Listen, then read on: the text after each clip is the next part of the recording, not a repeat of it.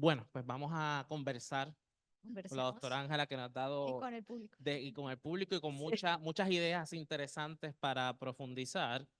Me encantó primero cómo cómo hizo una similitud de la civilización sedentaria de hoy, ¿verdad? Y pues me hizo mucho sentido, porque la sinodalidad es invitar a un camino y lo menos que hacemos es caminar, ¿verdad? Deberíamos estar haciendo 300 minutos de ejercicio a la semana, ¿verdad?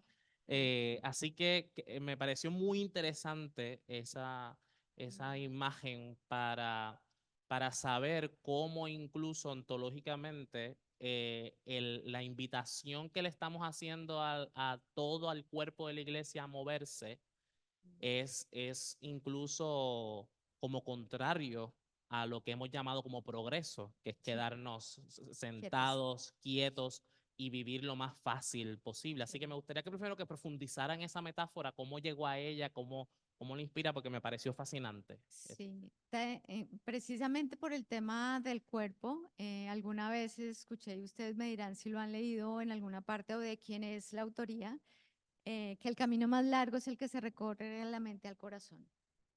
Y es el camino más desafiante en realidad porque es el camino de la espiritualidad, ¿no?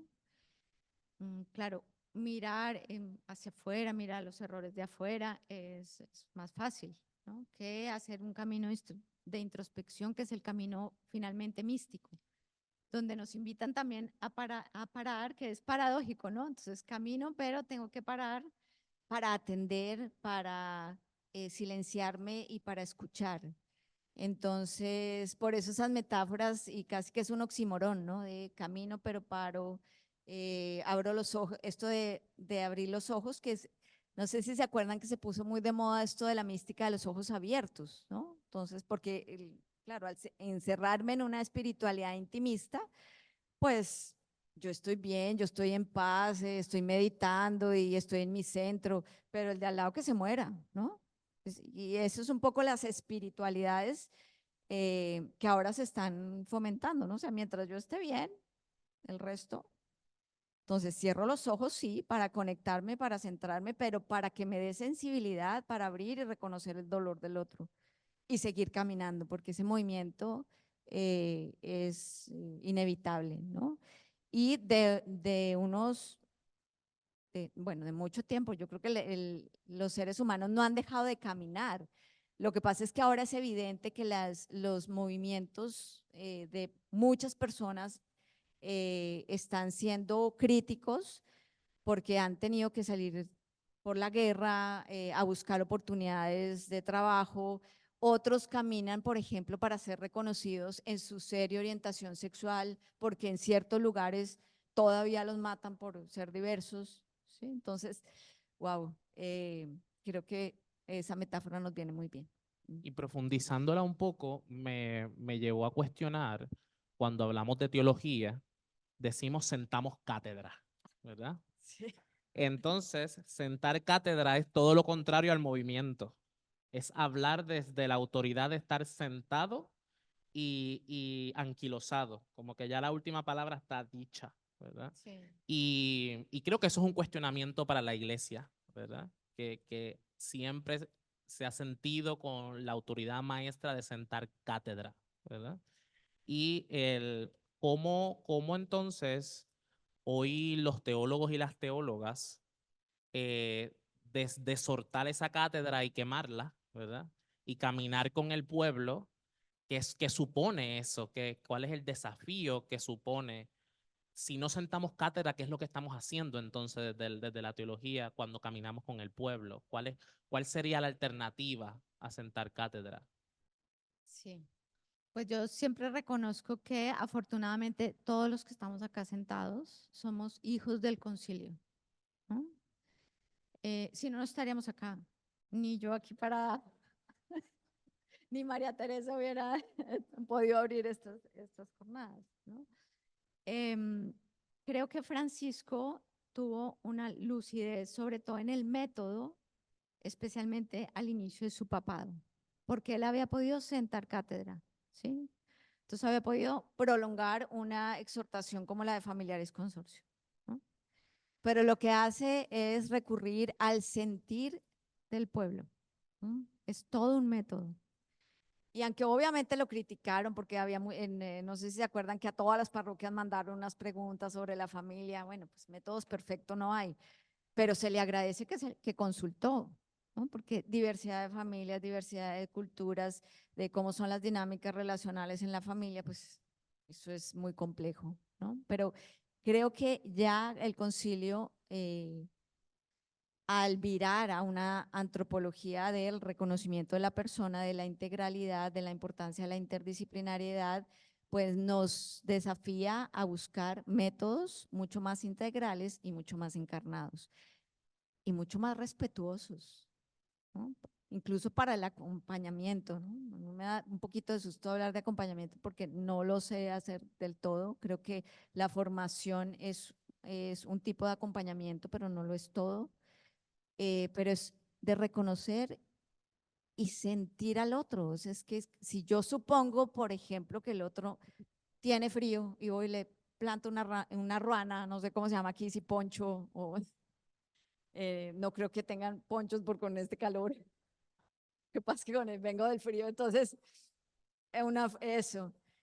Pero a veces suponemos que el otro tiene frío y le planto, así es con los sacramentos, ¿no? O sea, le pongo el sacramento, pero no le consulto, o sea, no tengo ni siquiera la delicadeza de decir cómo está tu temperatura, incluso de tocarlo, porque como nos da miedo tocar, ¿no?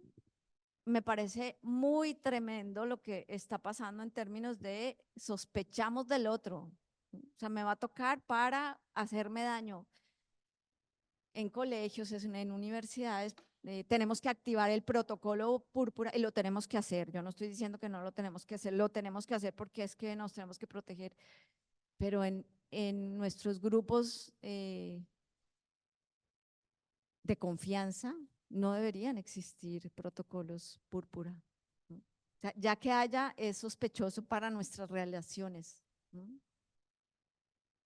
Que haya diplomados para prevenir el abuso es sospechoso. Porque ¿cómo así que no vamos a la fuente? Si fuéramos a la fuente, no tendríamos que activar estos protocolos. O sea, es que el día que yo le tenga que activar un protocolo púrpura a Juancho, mi esposo, pues ese día me voy de la casa porque es que no hay manera de vivir en confianza, ¿no? En amor. Lo más contrario al amor, el miedo. Si yo sospecho que tú me vas a hacer algo, pues mejor me voy. Y ahí no puedo hacer comunidad. Y voy a hacer esta tercera pregunta y luego cedo la palabra a alguien del público o si me verifican en Zoom si alguien tiene alguna pregunta. Ese elemento de cómo desde la teología podemos construir comunidad, lo conecto con uno de los puntos que mencionó, que me pareció fascinante y me gustaría que lo profundizara, sobre el tema de cuidar, ¿verdad? Así que el poder plantear el quehacer teológico hoy como desde la imagen del buen samaritano, me parece una mirada muy cuestionadora, ¿verdad? Porque parte de nuestra realidad como puertorriqueños y puertorriqueñas es que no, nos hemos descuidado por siglos, ¿verdad? Hoy tenemos que cuidar a la niñez, que está desprotegida, al trabajador y a la trabajadora, a los estudiantes que son obreros que estudian, no estudiantes que no son estudiantes, son obreros que estudian, eh, a las personas ancianas olvidadas en sus hogares, ¿verdad? Y pues todavía yo veo el teólogo y la teóloga muy lejos de esa realidad, de poder inspirar algún tipo de cuidado para esa realidad. Mm. Y pues me encantaría que nos pudiera inspirar un poco a los teólogos y teólogas de Puerto Rico de cómo podemos cuidar desde la teología, cuál sería la tarea de cuidar a un pueblo y de enseñar a un pueblo a cuidarse también Ujú, desde la teología. Me gustaría que ujú. profundizara Sí. en eso. Bueno, yo creo que ayer con la conferencia de la doctora María Teresa se dieron bastantes pistas, entre otras reconocer quiénes somos, cómo estamos, ¿no? Eso eh, Eso es muy también ignaciano, ¿no? Así comienzan los retiros espirituales de cómo estoy, cómo me encuentro. Y yo ahí lo uno con el cuidado y la vulnerabilidad. Mañana voy a contar cómo la teología a mí me ha cuidado y que después de muchos años entendí de, oiga, la teología me ha cuidado en estos años, ¿no? Y me salvó de, por ejemplo, de una crisis matrimonial, de una ruptura definitiva matrimonial. Esa fue la teología. Pero en el tema del cuidado, pues yo lo amarraría con otro de los puntos que fue vulnerabilidad. ¿No? Nuestras economías, además con estos imaginarios de que alguien nos va a salvar o de que si nos apropiamos a determinado candidato presidencial o algo, vamos a salvarnos. Creo que no alcanzamos a reconocer que lo primero, y para mí es el paradigma sacramental. El paradigma sacramental, por lo menos el mío, es que somos frágiles y por eso pido el sacramento. ¿No? No porque estoy saciada o porque ya no tengo hambre, entonces voy a comulgar. No, precisamente porque tengo hambre. ¿No? Creo que ese es otro paradigma. Y en ese sentido la teología sí puede aportar. ¿No? Por eso la figurita, no sé si la alcanzaron a ver, si me dijeran así rápido, un texto que le represente lo sacramental, para mí es Pablo, ¿no? Llevamos un tesoro en vasijas de barro. Pero frente a economías donde te dicen, no, tú lo puedes todo, porque además lo tienes todo. Entre otras, tú puedes vivir solo porque puedes pedir a domicilio, comida, puedes tener incluso sexo por internet, tienes todo, o sea, no necesitas a nadie. Eso es romper lo básico que es la construcción de relaciones, que es lo más difícil. Yo he escuchado a los estudiantes de la universidad post pandemia, tuvimos 4 semestres de primíparos. Fueron 2 años donde no llegaron a ser primíparos en la universidad. Y una de las cosas que se evidenció después era la dificultad para hacer amigos. Y uno no puede tener plata y estaría mal. Pero lo que definitivamente sí uno tiene que tener es amigos. Porque puede que no tenga plata, pero le pida a un amigo. ¿No? Pero vaya y construya el ser amigos. ¿No? Es que cuando Jesús dice, ya no llamo siervos, sino amigos, o sea, esa categoría, es porque es una categoría, ¿no? Y creo que la teología ahí puede aportar mucho, por lo menos, si me dices a mí, es de la responsabilidad, desde un paradigma sacramental que le apunte más al reconocimiento de la vulnerabilidad. Porque si uno se va al texto de Juan, pues Dios se hace sarx, no se hace soma, se hace sarx. ¿No? Y comentando a eso, eh, yo creo que eso nos inspira mucho en Puerto Rico, pues porque mi formación y quizás muchos, la básica de parroquia, es la que nos enseñó lo que usted decía, ¿verdad? De solamente es digno de acceder a los sacramentos aquella persona que es incólume, pura, perfecta, que demuestra firmeza, que demuestra que es capaz de no ceder al pecado, ¿verdad? Y claro, todo aquel que no siente eso, pues se aleja de la fuente, ¿verdad? Y, y esa es la espiritualidad del dolor y de la tristeza que muchas veces muchos y muchas hemos tenido que deconstruir, ¿verdad?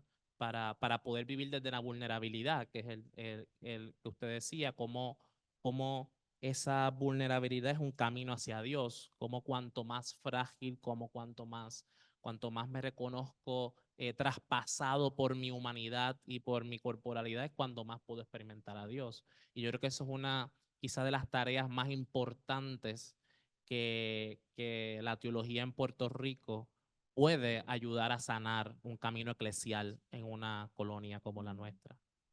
Y por eso me encanta Eti, ¿no? Porque tiene este campo de concentración que tampoco alcanzamos a vislumbrar, ¿no? O sea, esto en un invierno, en el frío, en el sinsentido, esta mujer es capaz de darse cuenta, que Dios no puede hacer nada ahí y que ella le puede prestar sus manos. ¿Mm? Eso es muy diciente, porque después los humanistas se preguntaron, ¿y dónde estaba Dios en esta catástrofe, en este holocausto? ¿Mm? Gracias. Muy bien. ¿Alguien tiene alguna pregunta?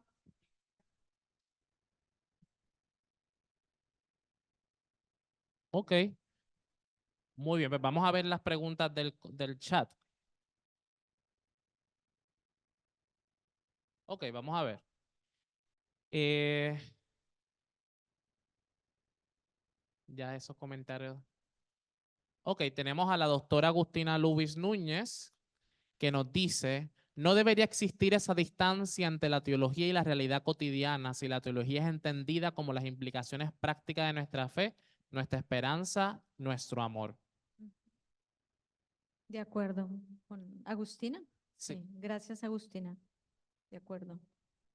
¿Alguien más? ¿Alguien con una más? Ok, ahí voy, bájala más. Dice, no, la de Nina Tor, ahí. Es que hay que replantearse qué es teología y quién tiene autoridad para hacerla. La teología de quién es la teología. Ujú. ¿De quién es? Nina Torres. Gracias, Nina. Pero es un comentario también, ¿no? Hasta donde Sí. entiendo. Sí. Y tenemos un comentario de Ana Celia Coto. ¿Puedes agrandar más agrándalo? A propósito del comentario de Nina, Ujú. em, claro, a veces se nos olvida que la teología es antropología, o sea que acercarnos a Dios nos permite comprender quiénes somos nosotros.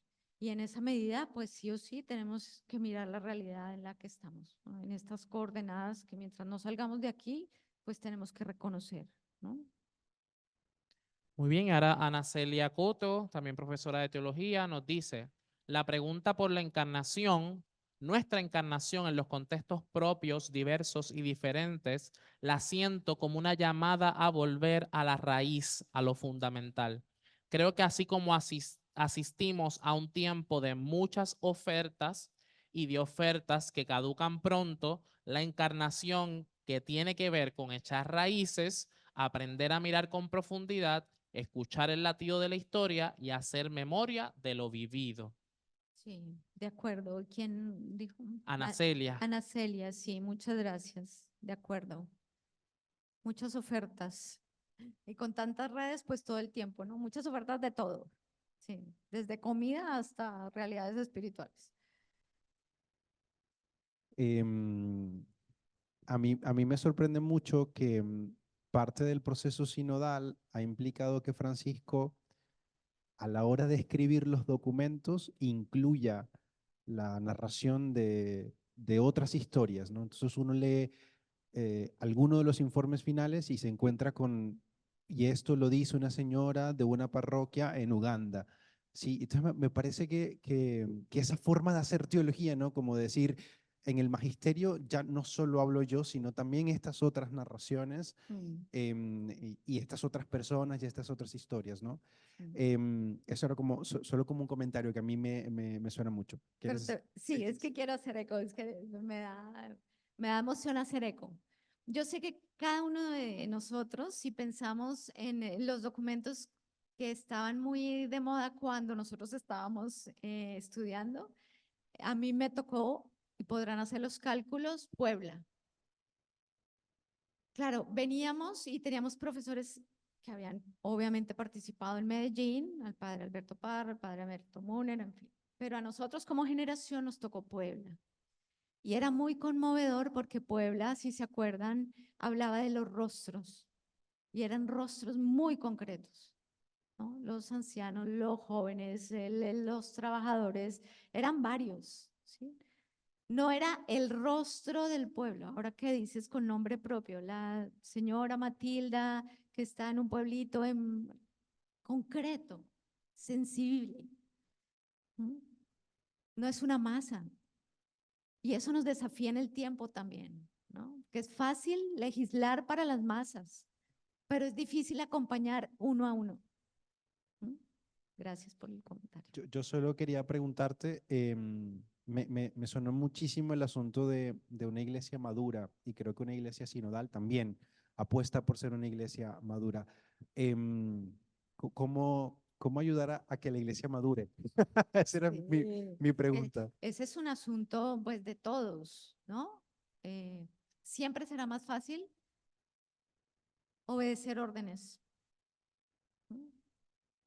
Y a mí me cuestiona mucho, y lo digo a nivel del laicado, porque somos un laicado un poquito cómodo, ¿no? Entonces le preguntamos todo al sacerdote si lo tenemos a la mano, porque a veces ni lo tenemos a la mano, ¿no? Entonces, ahí la pregunta es, primero es, ¿realmente yo soy mi experiencia eclesial es madura? Porque si yo todavía tengo que consultarle al sacerdote temas tan íntimos como la sexualidad, por ejemplo, matrimonial, digo, estoy despistada, ando despistada, ¿no? Y lo hemos oído por ejemplo, Semana Santa, no sé cómo funciona aquí. ¿De qué nos confesamos? Ya es hora de que nos confesemos del cambio climático, del tema de la corrupción, y no lo pongamos solamente en los gobernantes, sino en lo que pasa diariamente, ¿no? Como evasión de impuestos, corrupción. Ellos tienen que hacer con los impuestos lo que corresponde. Eso es lo que tienen que hacer. Pero yo tengo que pagar impuestos, ¿no? Y miramos todas las maneras para evadirlo. Y decimos que son corruptos. Y no sé, no voy a decir mucho, pero nos confesamos de ese tipo de detalles y después nos quejamos. Yo creo que antes de pasar la palabra a otra pregunta, abundando a eso, creo que también desde la teología podemos ayudar a lo que usted decía, importante, que también lo sentí como una experiencia muy personal, ¿verdad? El de no sustituir las conciencias, ¿verdad? Francisco. Que Sí. usted citaba de Francisco. Pues porque cuando no nos dejamos sustituir la conciencia, entonces nos dicen que no somos buenos católicos, ¿verdad? ¿Verdad? Entonces, esa es Sí. la denuncia, ¿verdad? Sí. Ya no eres un buen líder eclesial mientras no te dejes sustituir la conciencia, ¿verdad? Y el cómo he encontrado la teología las herramientas para exigir el respeto de mi conciencia. Sí. Y a propósito de la pregunta de Marco, ¿qué tenemos que hacer? Formación. Claro. Hoy hablábamos en el almuerzo de los hijos de cuando se van a la casa, ¿no? Entonces estamos en toda esa disertación porque estábamos 3 mamás ahí con hijos ya que tienen que salir del nido, ¿no? Entonces una preguntaba, bueno, ¿y cómo ellas no lo preguntaban, sino otra en otro contexto. Hay que formarlos para que crezcan. ¿Mm? No sé si aquí se utiliza la expresión, pero somos bombriles, ¿no? En Colombia la palabra bombril es la esponjilla esa que dura y dura y dura. Como que no crecen. Nos da miedo un laicado maduro. Nos da pánico. Nos da pánico que la gente se organice como los pollitos en fuga, ¿no? Las gallinas se están organizando. Benditas gallinas que salieron volando. Sí. Sí, quizás mi pregunta va por una línea más académica, ¿verdad? La pregunta es, el quehacer teológico tiene mucho de revisar los contextos. Y hemos Todo el visto tiempo. hoy, ¿verdad? Que hay que ir al detalle, a la vida de la gente, a la vida de la comunidad. Ayer también hablábamos del contexto un poquito más económico, político, así que los contextos son bien importantes. La pregunta es si el quehacer teológico tiene una metodología particular o unas herramientas particulares, ¿verdad? Como quehacer teológico, como disciplina académica. Ujú, ujú. Y cómo la sinodalidad, esa experiencia que estamos viviendo los católicos a nivel, ¿verdad? Iglesia, si la sinodalidad, la experiencia sinodal, aporta algunos elementos a una nueva metodología, por decirlo así, a un nuevo método o a una nueva forma de hacer teología, ¿no? Traigo esta pregunta, casi comentario, ¿verdad? Por que sabemos que algunos escenarios pues tildan la teología de que no realmente no es una disciplina, ¿verdad? O que no es una ciencia, o que no tiene método, ¿verdad? Claro, sabemos que sí, pero hay un desconocimiento a ese nivel. Entonces, no sé si tienes alguna reacción, ¿verdad? A qué hacer teológico, ¿hay algún método? ¿Hay alguna ciencia? ¿Hay cómo se hace? ¿Y qué aporta esta experiencia de la sinodalidad a ese método o a esa forma de hacer teología?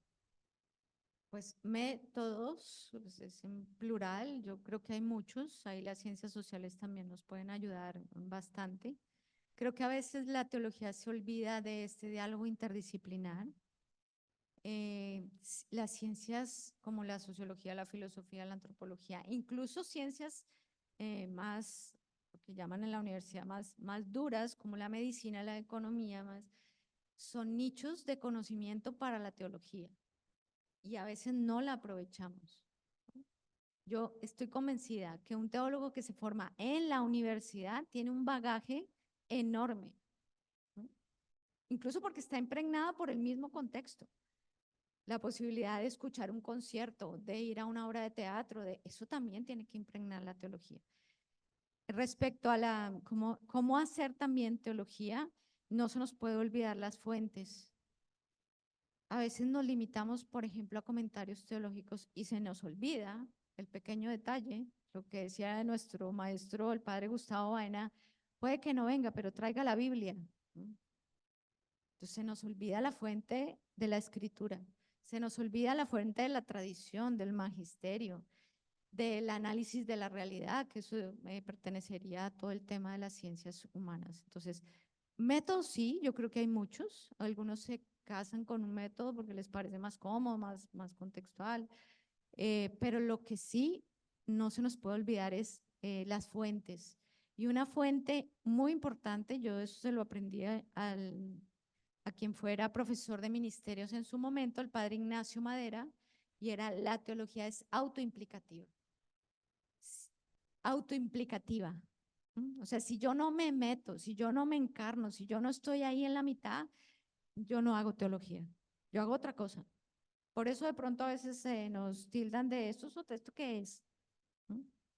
No sé qué tanto un ingeniero de sistemas se puede involucrar alma, de corazón y mente en su trabajo. De pronto sí, de pronto no, pero un teólogo que no lo haga es sospechoso. Y todo el tema de la sinodalidad, pues podemos contestarlo entre todos y es, bueno, ahí hay una invitación a reconocer. Yo sí creo que a mí me sigue sorprendiendo, hoy también lo hablábamos, del entusiasmo con los que los laicos siguen caminando, por ejemplo, ¿no? A pesar de que a veces no los tienen en cuenta. Y le siguen apostando a la iglesia. Yo digo, bueno, esto es el espíritu, ¿no? También esa invitación es del espíritu, no de unos pocos. Y ese creo que fue el gran aporte de un personaje como Juan 23, a quien ni se le reconocía. Y ese hombre abrió las ventanas para que apareciera el Espíritu. Creo que con Francisco viene pasando en ciertos aspectos asuntos como ese, ¿no? Pues hay que dejarnos mover por el Espíritu, nosotros no podemos caminar solos. Muchas gracias. A ti. Voy a unas preguntas del Zoom y luego voy a... Dame, Margarita. Tenemos a Yamilet Peña Cabán, que pregunta, ¿cómo la figura de Etty Hellinson puede nutrir la construcción de una teología o para la espiritualidad en un contexto como el puertorriqueño? Uy. Bueno, Etty Hillesum era, para los que no lo conocen, ya hay bastante, pero es un poquito desconocida. No era religiosa, no era ni religiosa no de comunidad, sino que su ser no era religioso. Era bastante contestataria, muy erudita, muy inteligente. Leía poetas como Rilke, que es muy difícil, aquí los poetas lo pueden constatar, dicen de Rilke que era el poeta de los poetas. le gustaba el ruso, tenía una diversidad enorme, bastante erótica, pasional, describe a sus amantes, entonces tiene descripciones como por la mañana estaba con Han y por la tarde estaba con Spear, que fue su maestro espiritual, pero tiene un despertar de conciencia enorme.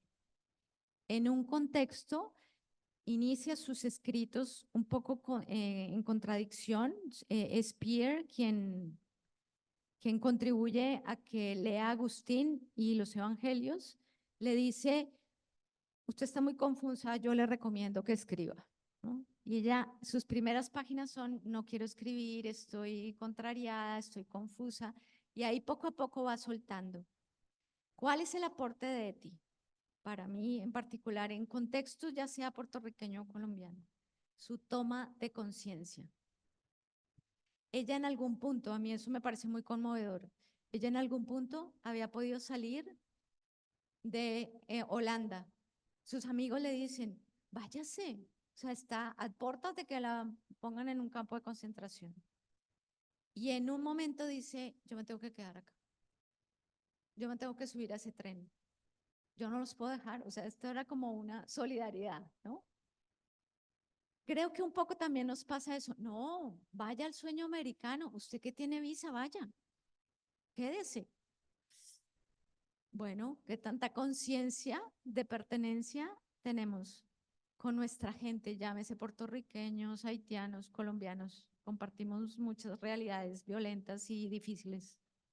Creo que también, respondiendo a esa pregunta, en nuestra realidad colonial como Puerto Rico, hay muchos despertares de conciencia que están sucediendo en muchos lugares del archipiélago.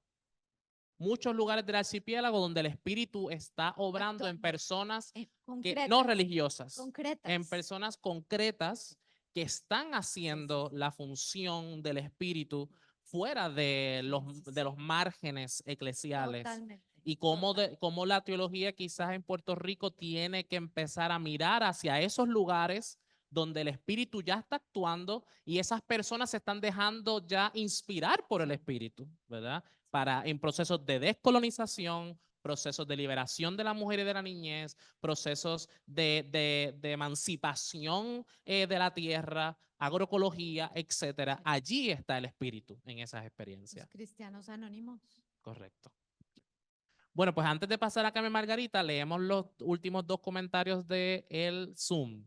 Dice Sara González López, lo que me resuena: todos y todas somos capaces de acceder a la experiencia mística si tomamos la encarnación como nuestra capacidad de ver a Dios en todos y en todas las personas, y ese es el camino a la sinodalidad. Un encuentro que va más allá de nuestras creencias particulares y nos une como humanidad y como pertenecientes al cosmos entero. Nos hace responsables y corresponsables. Gracias, Sara. De acuerdo. Decía Nina, coincido también con la doctora, la formación académica interdisciplinaria es fundamental para hacer teología, además de la experiencia personal y el cuerpo propio vulnerable y abierto. Sí. Gracias. Gracias. A mí me ha gustado mucho el que hayas puesto como en la lista de los ítems a tener en cuenta la encarnación como primero, porque yo siento que dada nuestra situación, ¿verdad?, colonial, tenemos miedo a encarnarnos donde el pueblo está sufriendo, ¿no? Donde otros están sufriendo. No quiere decir que los que estemos aquí a lo mejor tenemos unos sufrimientos muy fuertes, pero donde el pueblo está batallando, donde el pueblo está, de verdad, hay un grito sordo ahí que no lo acabamos de oír, ¿no? Y eso solo te lo da el irte allí, el estar con, ¿no? Y yo siento que nosotros como iglesia, pues también tenemos una iglesia muy, no sé cuál es la palabra, pero cuando hablabas de ahorita de Puebla, yo recuerdo nuestro cardenal decía, a Puerto Rico eso no se puede no lo podemos trabajar porque primero que en Puerto Rico no hay indígenas, porque ahí están los rostros de indígenas y no sé qué, y yo lo oí, o sea, no es que me lo contaron. Entonces, yo siento, ¿verdad?, que la teología o el estudio de la teología en nuestro país tiene que estar más encarnado en la realidad, ¿no? Más que en los teólogos.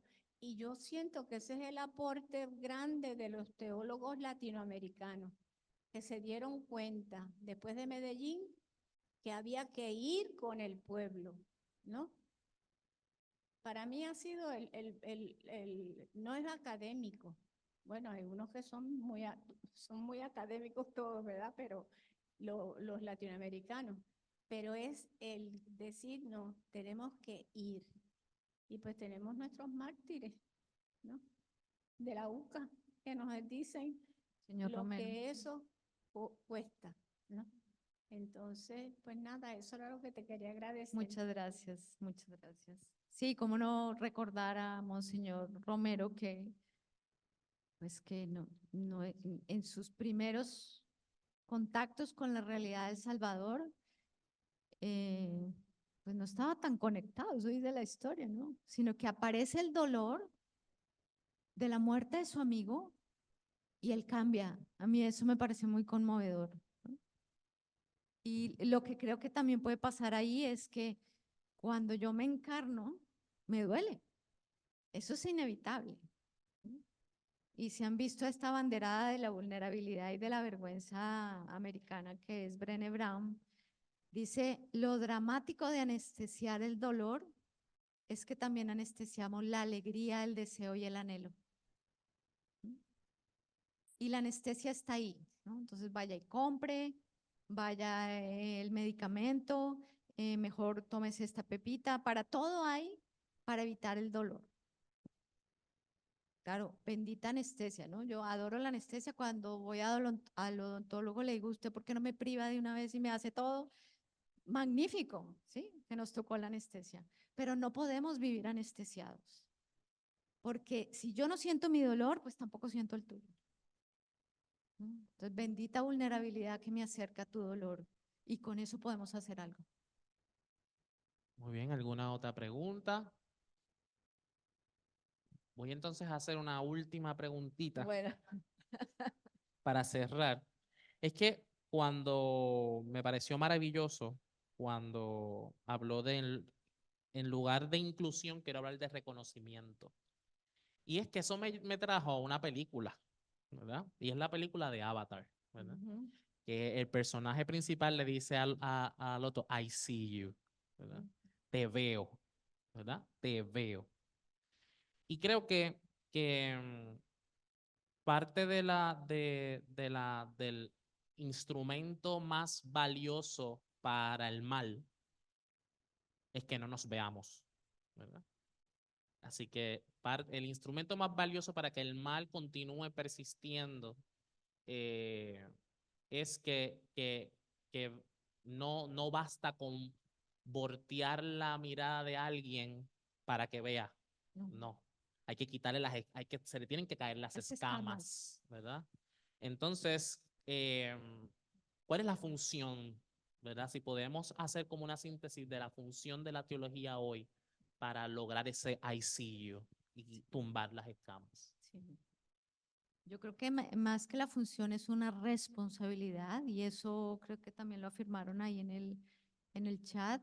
La formación me tiene que llevar a un camino de conciencia, pero no es cualquier camino de conciencia, porque por ejemplo la ética podría ser el oficio también, ¿no? Entonces, ¿cómo mirar? ¿Cómo miro? Y ahí una parábola como el buen samaritano es muy al lugar, ¿no? Dos eruditos habían pasado antes, y eso es para nosotros los académicos también. Entonces, pues uno está muy cómodo en su escritorio escribiendo que la inspiración y que la encarnación y todas estas cosas, ¿no? Yo a veces sí me cuestiono porque es que se gasta uno muchas horas diciendo, y uno ahí está cómodo con aire acondicionado, le traen a uno un tinto, ¿no? Pero vaya y encárnese, o sea, vaya y los ve. una de las primeras frases que dijo Francisco iniciando su pontificado, ¿no? De todas maneras, el espíritu actúa, ¿no? A mí me tocó la época de Juan Pablo II siendo jovencita. Uf, hace tiempos. Y él le dijo a los jóvenes en el estadio El Campín en Bogotá, ustedes son la sal y la luz del mundo. Y eso se nos quedó, eso se nos quedó. Lo que haya pasado con el Papa después, eso es otro asunto. Pero esa frase se nos quedó. Y Francisco, al inicio de su pontificado, dijo, miren a los ojos. Cuando uno mira a los ojos, nada que hacer, se implica. Es que todo tiene que ser distinto. Entonces, sí, es una conciencia con los ojos de Dios. Eso es lo que tendría que hacer la teología. Muy bien, pues un aplauso. Gracias, doctora No, Ángela a María ti por el Sierra. intercambio.